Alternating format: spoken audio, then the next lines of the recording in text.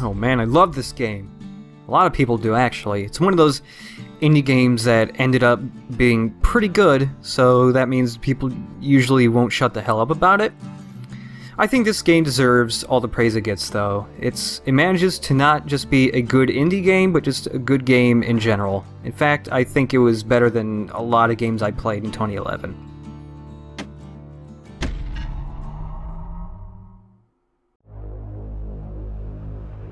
Proper story's supposed to start at the beginning. Ain't so simple with this one. Now here's a kid whose whole world got all twisted, leaving him stranded on a rock in the sky. So Bastion's big selling point is that there's a narrator who narrates the whole game, and I think it works quite well. He gets up, sets off for the Bastion, where everyone agreed to go in case of trouble. Ground forms up under his feet as it pointing the way. He don't stop to wonder why.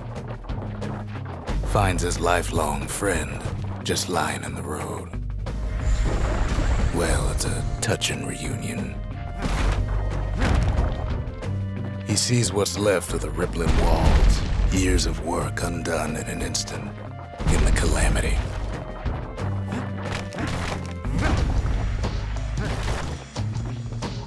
That a survivor?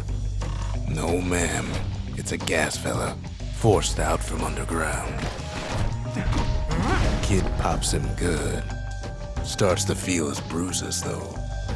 So the narrator generally says the same thing every time you play, but some of his lines will change depending on how you've been playing the game. Usually just little minor touches. Like if I had actually taken damage during that fight, he would have said something a little different. So we've got the Sail Hammer as 2 attacks right now. It's got the standard 2-hit combo for when you're staying still. This one hits pretty hard. And then you have a single attack you can use while moving that does about half the amount of damage as the 2-hit combo. It's a lot faster, and it keeps you moving, and it swings in a little bit of an arc, so you can actually hit multiple enemies at the same time if they're close together. Kid just rages for a while.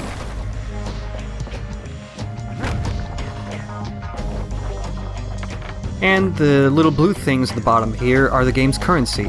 They're called fragments.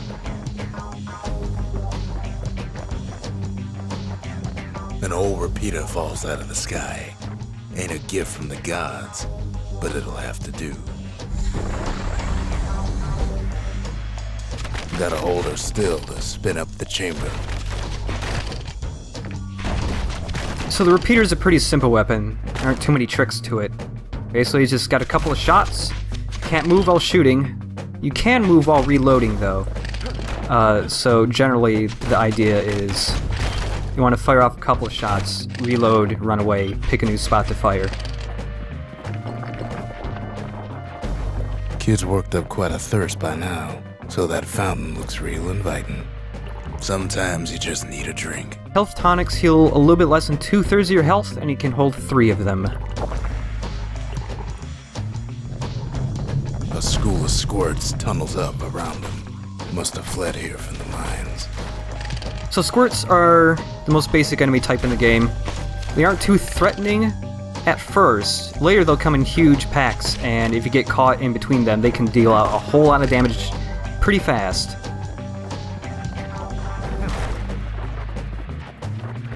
So here is the first memento of the game. These are collectibles, I guess. Most of them just serve as world building for the game, but some of them do have a purpose. Kid finds a memento from a girl he knew. Always used to fancy her. So we've got the pack, which is where you can look at all your mementos and other key items that you've got. Right now we've got the city crest, which is the thing the kid carries on his back, and the crystal barrette that we just picked up. I will be posting all of them in the thread so you can read their descriptions. It's a wonder the old saloon's still standing. Used to have the nicest view.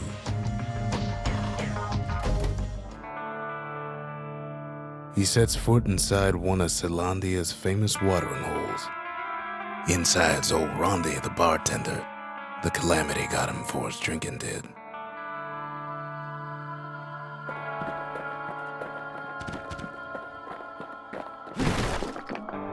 Then Kid finds his trusty shield.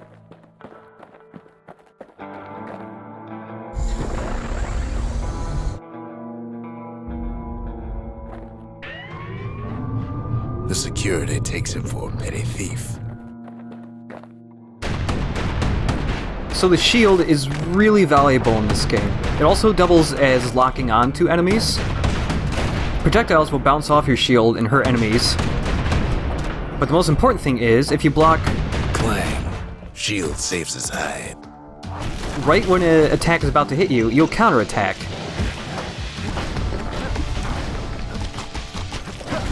Windbags start turning up for last call. And the other thing is, if you don't get the timing right and you just flat out block an attack, it makes enemies dizzy for a little bit. Which is still pretty handy.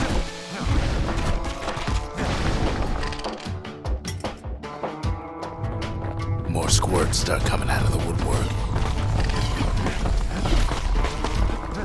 A big old fella pops out in front of the kid. So again, counterattacks with a shield are really strong. They can pretty much vaporize some weaker enemies. You can even counter these guys, but it's a little hard. Most of them telegraph in some way. These guys, they make a little hissing noise. And they also have little orange bubbles pop up over their heads. Still a little hard to tell, because it sounds a little quiet and the bubbles are a little hard to see. Kid sees the way to the Bastion out the window. It's a bit of a drop.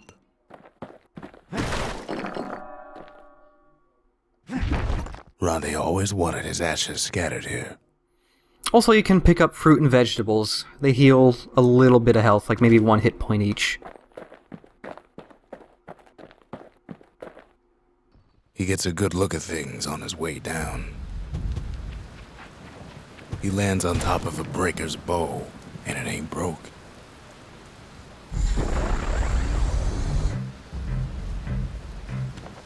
Kid spies a good perch for some target practice. He knows he should draw the string all the way back. So like you said, the more you draw the string, the stronger the arrow's gonna be. When you flash, it means you're at full power.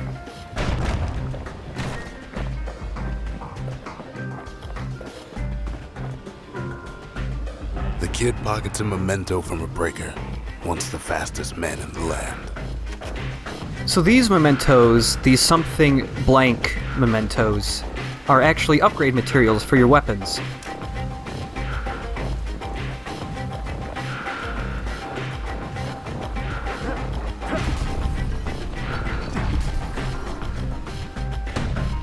So the other thing, when you're drawing the bow back and you flash, if you let the arrow go right when you flash, Wasn't long before the kid could loose an arrow, strong and true. you do a power shot, which is basically a mini critical hit.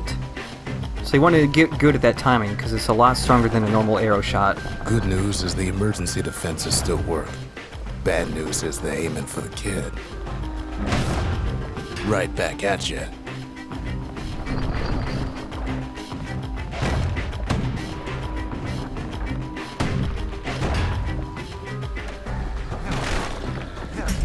And then he falls to his death. I'm just fooling.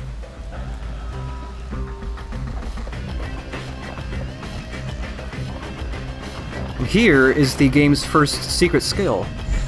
Picks up a few pointers from a dusty old tome. He's a mighty fast learner. So secret skills are just special attacks. You can have one equipped at a time, and most of them are associated with a different weapon. Some of them do not need you to have a certain weapon equipped to use it, but most of them, certain weapons. Secret techniques, secret skills, whatever. They use black tonics, which we can also carry 3 of.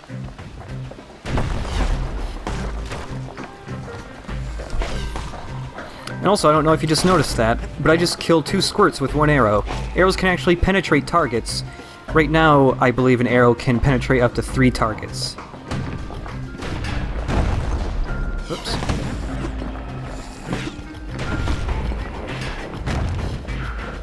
He finds the distillery right next to the arsenal.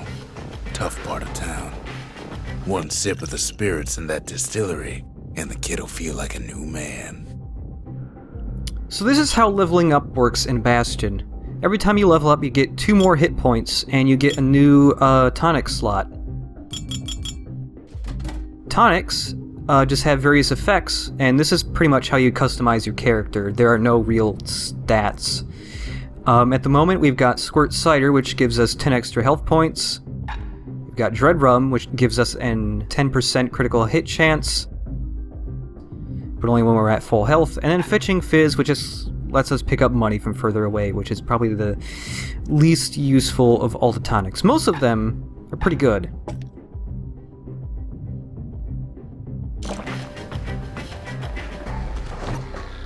The arsenal's where the kid can pick the best tools for the job. You can carry 2 weapons and 1 secret skill like before. At the moment, I think we'll go back to the Fang Repeater, because we have a few other secret skills. We've also got Bolt Burst and Dancing Shot. Dancing Shot is for the Breaker's Bow. Bolt Burst is for the Repeater. I think Bolt Burst is pretty decent. Just fire bolts all around. Some of them squirts birthing like crazy in a couple of corn bins. So corn bins just spawn squirts endlessly, and they do not give you any experience points to prevent you from farming.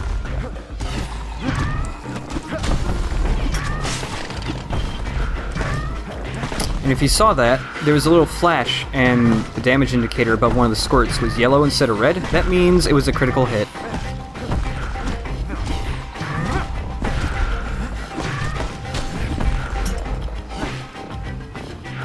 Also, if you are full on either tonics, health tonics, or black tonics, picking up excess ones gives you another 10 experience points.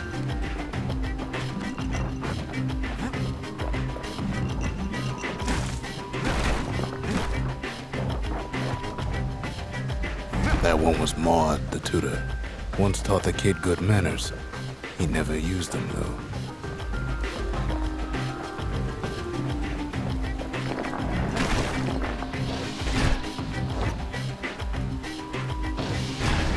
You can always tell when to counter those guys because they start shaking right before they attack you. An old ferry barge sends the kid on his way. The Bastion's real close now.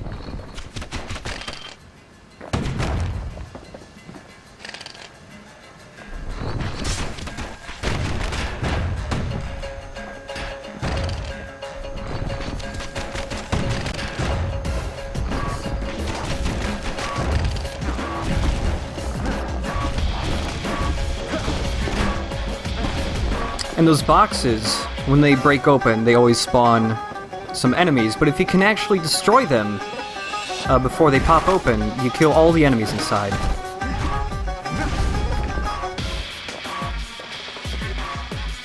Kid takes a chunk of alloy.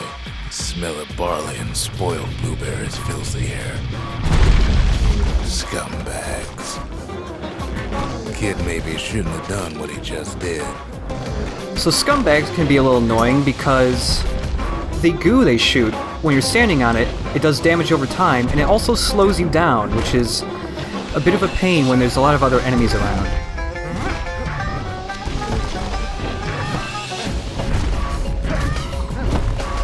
Also, this big guy, once he picks an area to attack, he'll always attack that area. He can't change his mind. But you can probably see that when he actually hits the ground, the floor breaks, so that's a bit of a problem.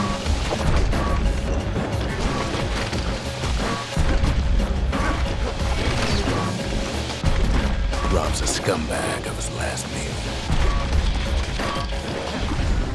Kid puts him out of his misery. Oh, excuse me for a second while I pick up all this money.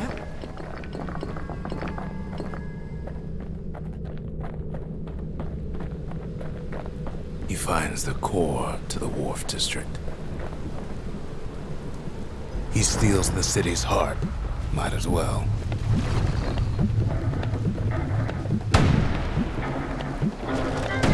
Kid has a feeling he better get a move on. The place is starting to fall.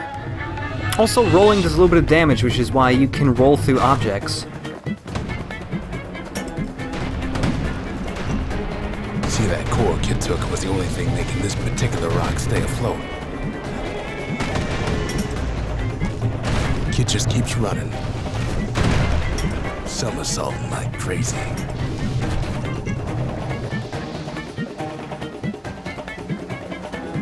At last, the skyway is in sight.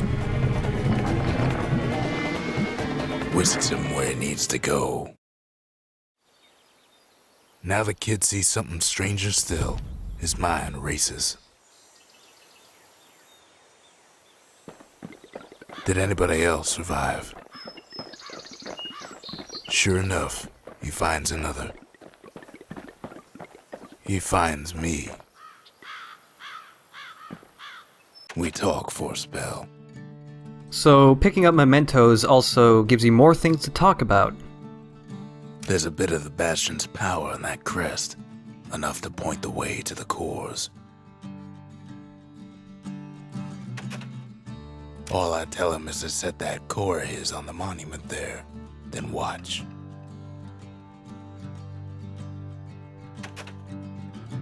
I try to let the kid down gently. This is the Bastion, all right, except no one else showed up. Ain't always much to say.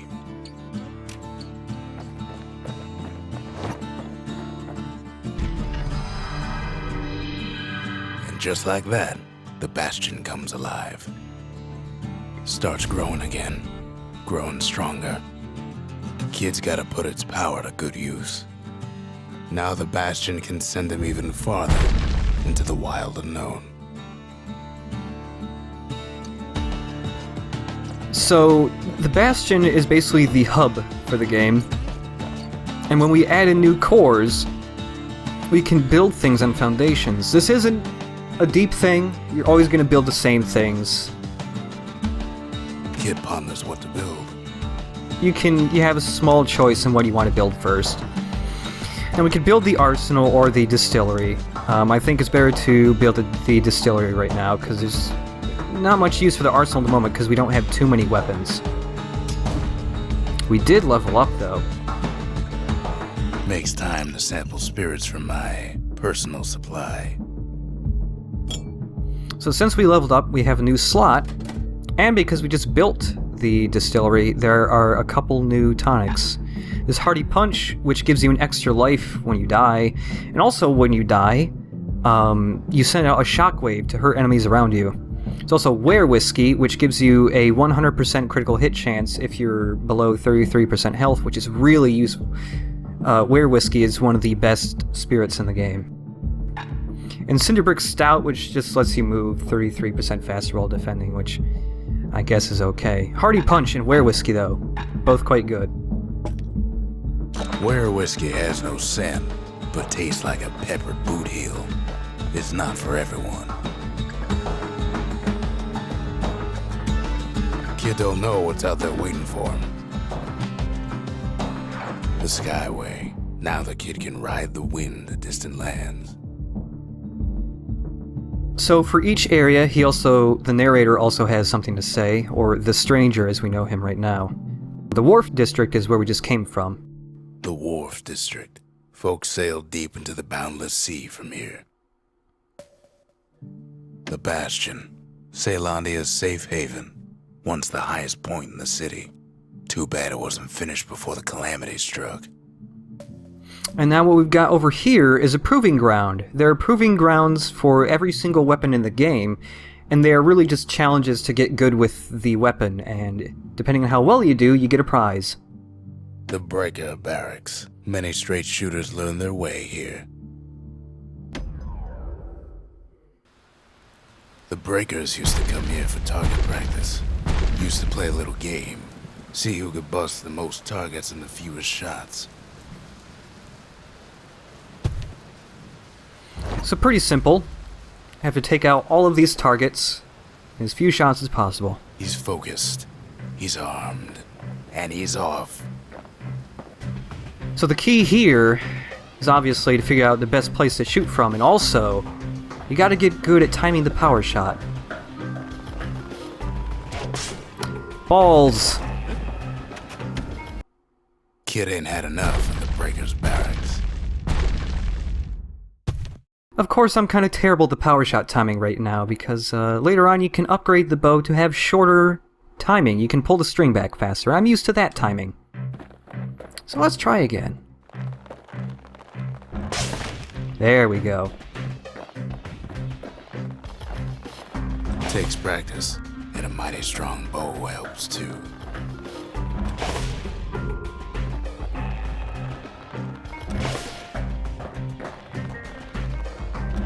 He's feeling real proud of that show.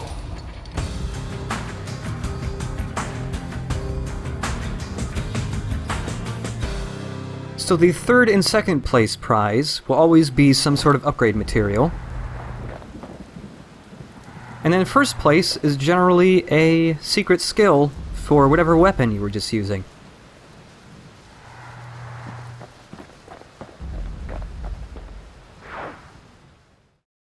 I almost don't believe it when he says he passed the Breaker's challenge.